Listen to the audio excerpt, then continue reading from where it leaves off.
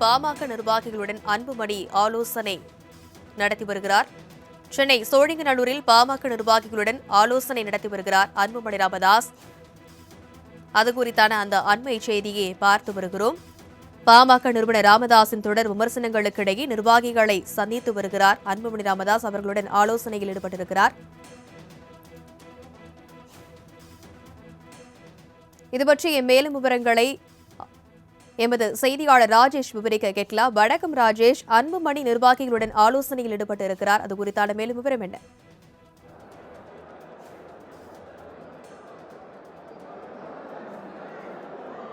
வணக்கம். பாமகவின் தலைவர் அன்புமணி ராமதாஸ் தலைமையில் சோழிங்கநல்லூரில் இருக்கக்கூடிய தனியார் ஹோட்டலில் இன்னும் சற்று நேரத்தில் சென்னை, திருவள்ளூர், காஞ்சிபுரம், வேலூர், ராணிப்பேட்டை உள்ளிட்ட மாவட்டங்களை சேர்ந்த மாவட்ட நிர்வாகிகளுடனான இந்த ஆலோசனை கூட்டம் என்பது நடைபெற இருக்கிறது. நேற்றைய தினத்தில் தைலாபுரத்தில் பேசிய பாமக நிறுவனர் ராமதாஸ் பல்வேறு குற்றச்சாட்டுகளை அன்புமணி ராமதாஸ் மீது வைத்திருந்தார்.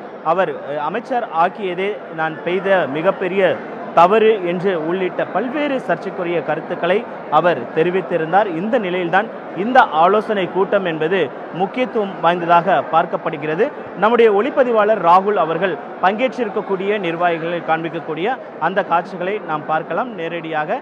ஏற்கனவே தந்தை மகன் இருவருக்கும் இடையேயான அந்த சச்சரவு என்பது தொடர்ச்சியாக நடைபெற்று வந்த நிலையில் நேற்றைய தினத்தில் தைலாபுரத்தில் பேசிய ராமதாஸ் அவர்கள் அன்புமணி மீது பல்வேறு குற்றச்சாட்டுகளை வைத்திருந்தார்.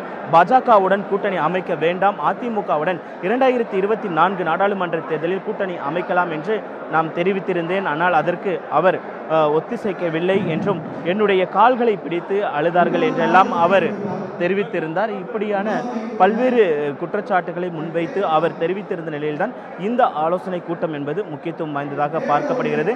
இந்த ஆலோசனை கூட்டத்தை பொறுத்த வரைக்குமே 2026 சட்டமன்ற தேர்தலை எவ்வாறு எதிர்கொள்வது என்பது குறித்து நாங்கள் விவாதிக்க இருக்கிறோம் என்று அன்புமணி ராமதாஸ் தரப்பிலிருந்து தெரிவிக்கப்பட்டாலும் இங்கு இருக்கக்கூடிய மற்றவர்களிடம் நாம் கேட்கும் பொழுது அன்புமணி தான் எங்களுடைய எதிர்காலம் என்று அவர்கள் தெரிவித்திருக்கிறார்கள். 2026 சட்டமன்ற தேர்தலை பொறுத்தவரைக்கும் பாமக எவ்வாறு எதிர்கொள்ளப் போகிறது என்பதெல்லாம் குறித்து தொடர்ச்சியான ஆலோசனை மேற்கொள்ளப்பட்டு வருகிறது. அதற்கான ஆலோசனைகளை நிச்சயமாக அன்புமணி இந்த கூட்டத்தில் வழங்குவார் என எதிர்பார்க்கப்படுகிறது.